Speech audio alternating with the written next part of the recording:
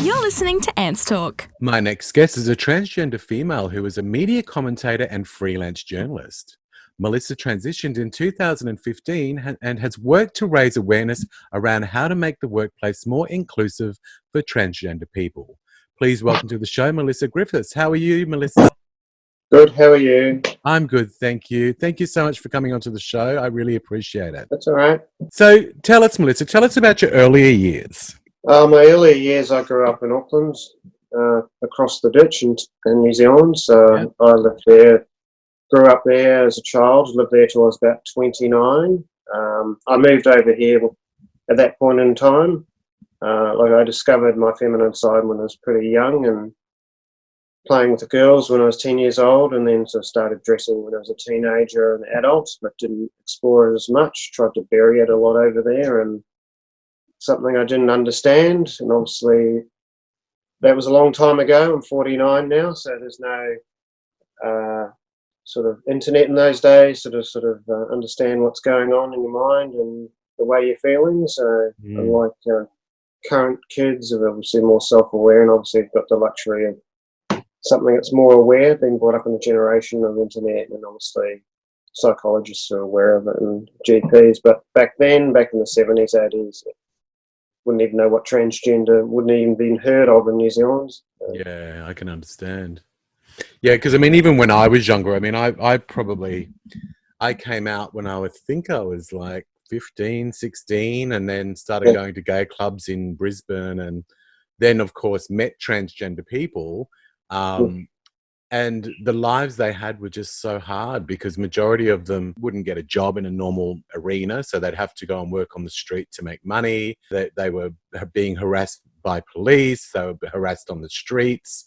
So it was a really hard life for most of my friends at that stage. And I mean, this was only 80s then. So it's really changed in the last, say, 20 years dramatically for us. Yeah. So when you transitioned, so this was in 2015, where was the point that you went, right, I'm just going to do it? Well, I was living part-time in Melbourne for a long time, but it was around 2014, I went back home, seeing my dad dying, he was sick, so sort of made me realise life's short. My cousin was sick as well, so I hadn't seen him for a long time. So I sort of made that decision after thinking about it for a while to start transitioning the following year. So I just went through with that, told work and stuck to my plan. I know others wanted it done quickly, but it's a process, as you know, to get on hormones, see the psychiatrist, see the GP, go through it properly to get on hormones and get approval for that stuff. Can you even describe that a little bit, clarify it a little bit more, just for listeners who may not have any idea about the basic steps that you've got to go through?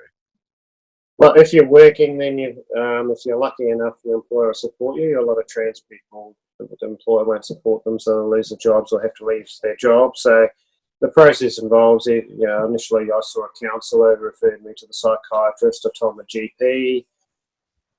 Then there's a process of starting hair removal, doing some of that, and then at the same time getting approval to go on hormones, so going to do the tests for the psychiatrist and talk to him, have sessions with him, and then going to see a GP that specialises in hormones that he referred you to go see them and start on the hormones. So it's quite an involved process. And then after that, you're sort of rebuilding your wardrobe for corporate wear, and then going to work full time, come to work full time, changing your legal documents, taking time off work for that, 5 weeks, change your documents, get your passport done first, and then your driver's license. Change your name certificate, that's the first thing, and then passport, then driver's license. And then, obviously, in the interim, whilst you're waiting for things to be processed, you change your name with a bank, then you have to go back to your bank or banks and change your gender once you've got passport, then go to Medicare. So, wow. What an ordeal. So I know, because I just got married last year, and I never realized that when, like, say if I wanted to take on my partner's name, then I could have gone to all of those different places that you've just mentioned, but I would Yeah. get that for free because I was changing my name just to my married name. Is that?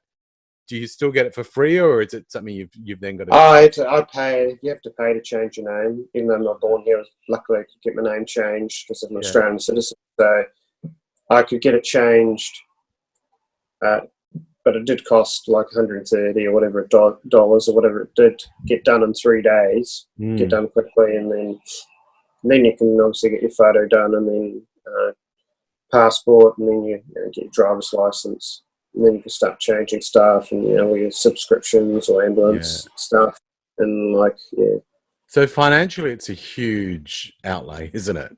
Because it's not just all of that you're doing; it's also clothing, a whole new wardrobe, so many things. Yeah, so it's quite a journey, and now then once you've lived for a while, you want to go down the surgery path. Well, that's another involved process in itself, and different clothes. You can talk to a few of the girls, and every girl's different. They'll trans girl, they'll do some of the surgery here, some overseas. So it's sort of not like there's one clear path to go. So it's spending out money you may not necessarily have to go visit people, and a few more appointments next month, and see different surgeons, and then figure out who's the best, and then whether they'll fill out the super form for you or not, so you can get money out of super to pay for it because it's not covered by Medicare.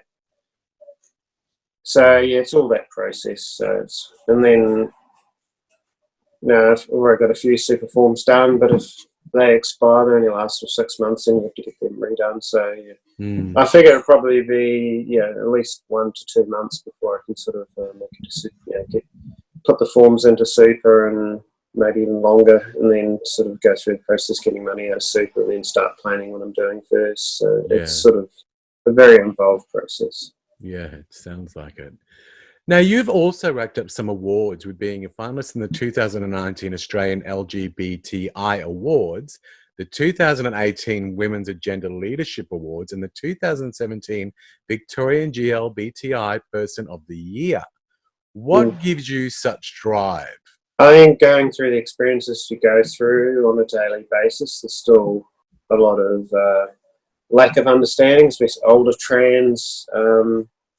If you transition when you're a kid or younger, it's far easier to be more feminized than when you're older. So and so people will just yell out at you in the supermarket.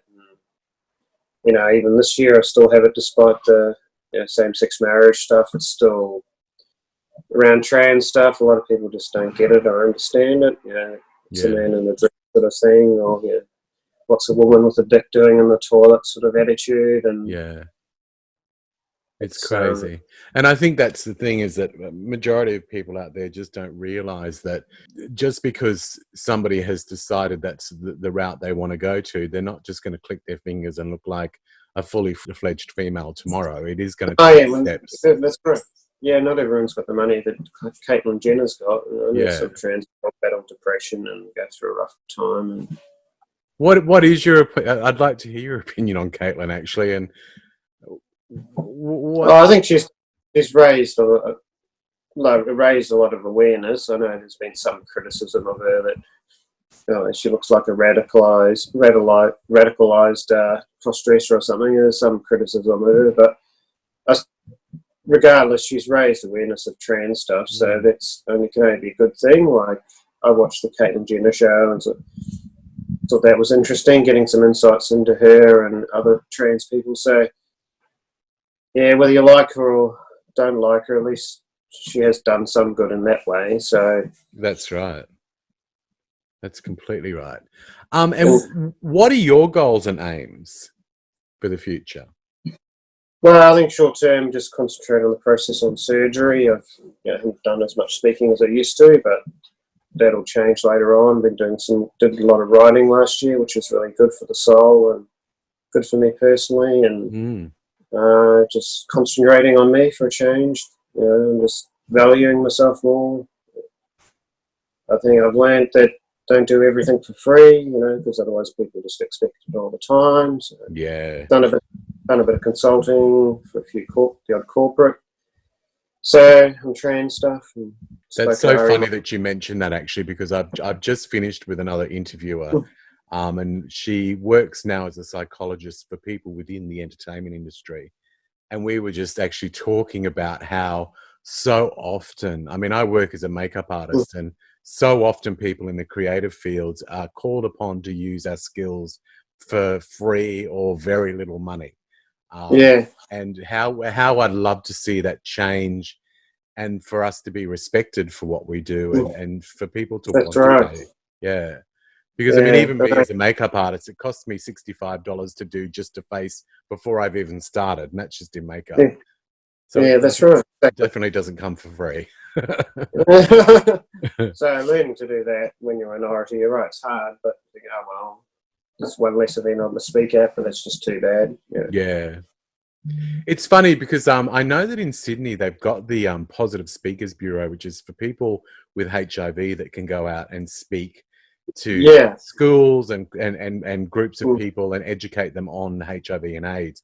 Is there something similar for transgender people?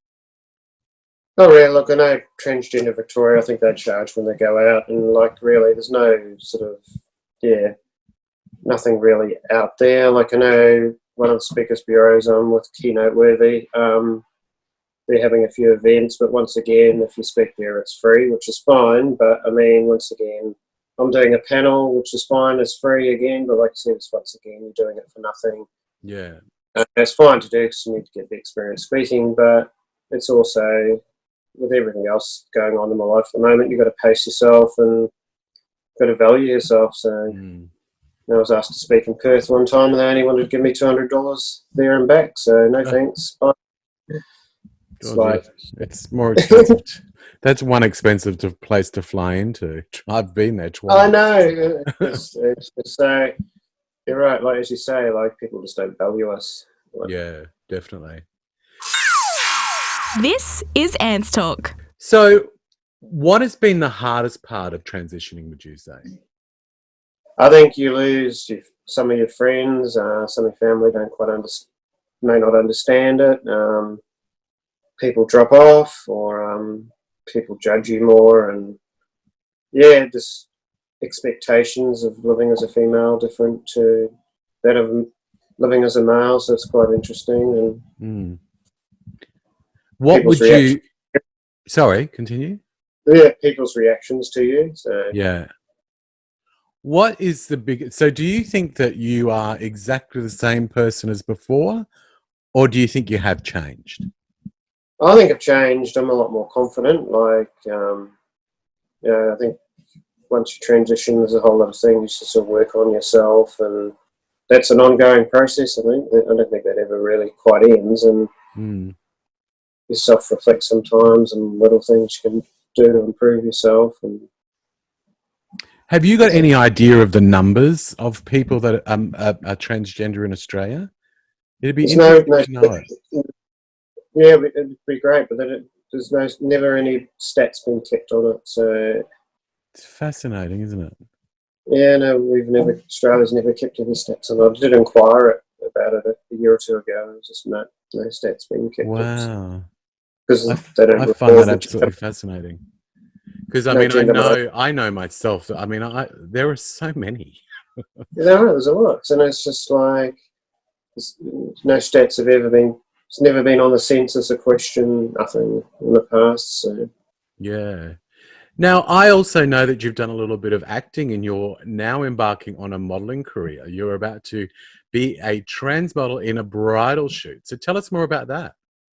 Well, actually, they did the bridal shoot yesterday, but fantastic. I couldn't find their bridegroom, so there was another couple who did the bridal stuff, and he just did some shots of me in a few different dresses, and did down at Stevenson's Fall, so for Neil Tilbury photos, so he did some shots of me in a few different dresses, headshots, and did some stuff in the waterfall on my bikini, and they all thought I was Amazon woman, the way I went across the log near the waterfall to get some shots.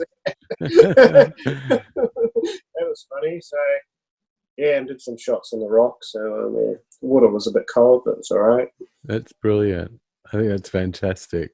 So I think it's just more a confidence thing. Doing things like that helps with your self-confidence. Yeah. As a girl, and it's about doing something fun and didn't really eat that day, but it didn't matter. By the end of the day, I was really exhausted, but it was just,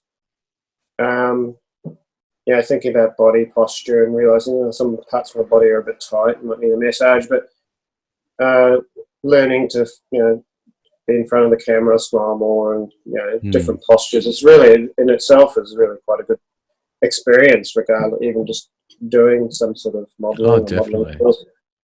I do a lot of work with a modelling agency here in Adelaide, and I often say that I actually believe that it's something that every child should go and do.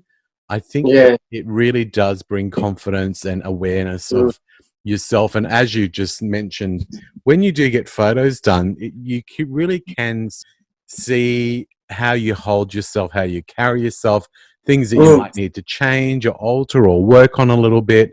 But it really does make you much more aware about how you utilize your body.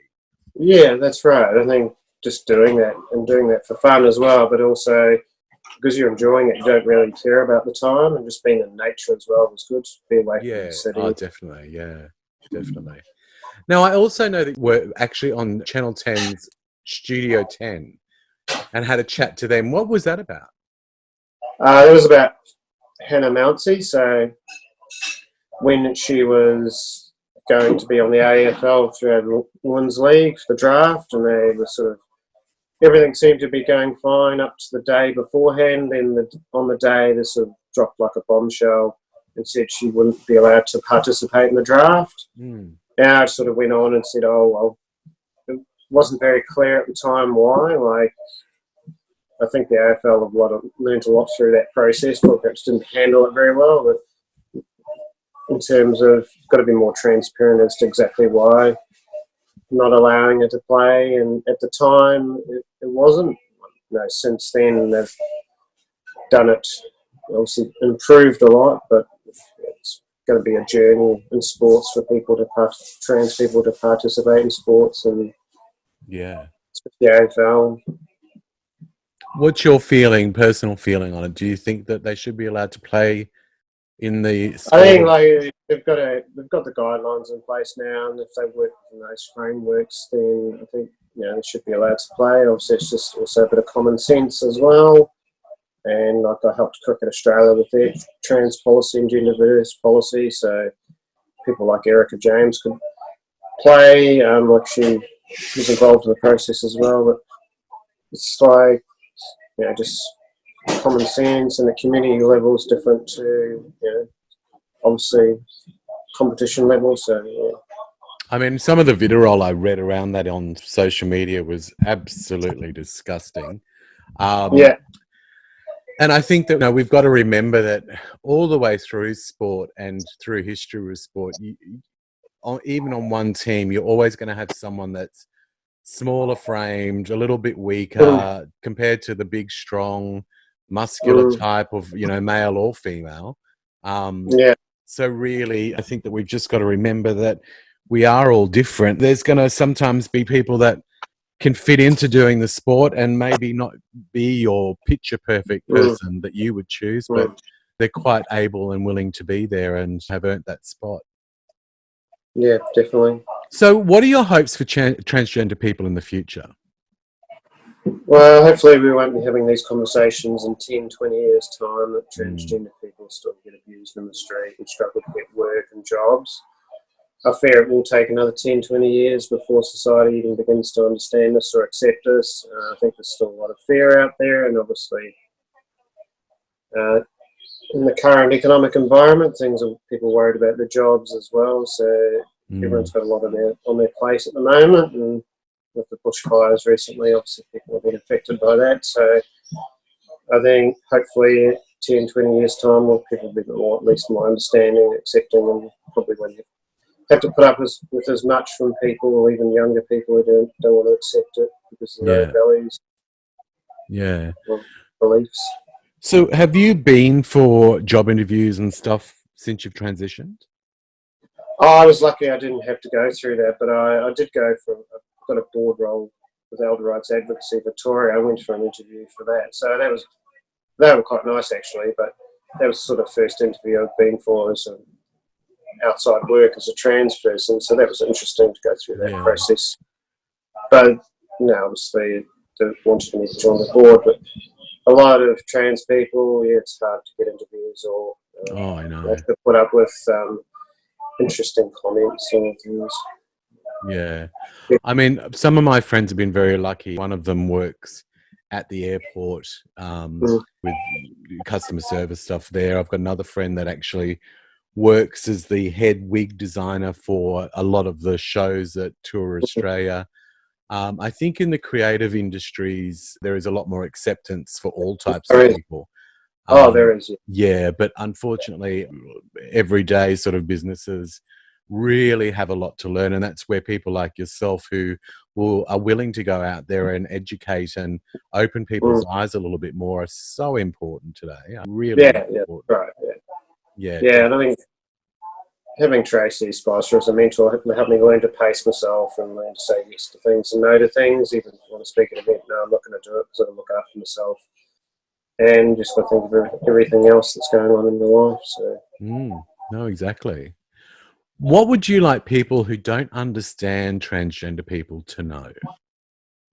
That we're still human beings, like you are, and that we still have feelings and emotions, and that it's a big journey. It's not something we necessarily just wake up one day, I'm going to become a girl sort of thing. It's something, and for older trans, it may be because of work commitments or things that they can't do it till later in life. So making people be a bit more empathetic towards people's personal circumstances.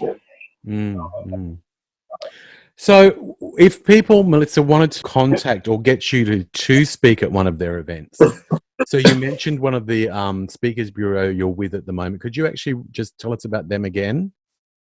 Well, I've signed up on Victoria Women's Trust website. I'm with the Dialogue Now Speakers Bureau, which is overseas in Dubai, and also with Keynote Worthy Speakers Bureau here, or people just can contact me through my website. What's your website? www.melissa, MELISSA, Griffiths, GRIFFITHS.com.au. So reach out to me through that. Fantastic. Contact me through that, or just email me. So, and listeners, I think that's the thing, as we just mentioned and we just touched on, is educating and becoming more aware about not just transgender people, but many, many differences in humanity that are out there, that it's only going to enrich your own life and your own existence. And it's so important to get to know people purely just for themselves. Really, who cares what they look like or what you perceive them as? Yeah, definitely. Well, Melissa, thank you so much for joining us today. I really appreciate the chat, and hopefully we'll speak soon. Yep, speak soon. And okay. Thank you. Have a great day. You too. Bye. Bye. Ants Talk. It's like Oprah, but not.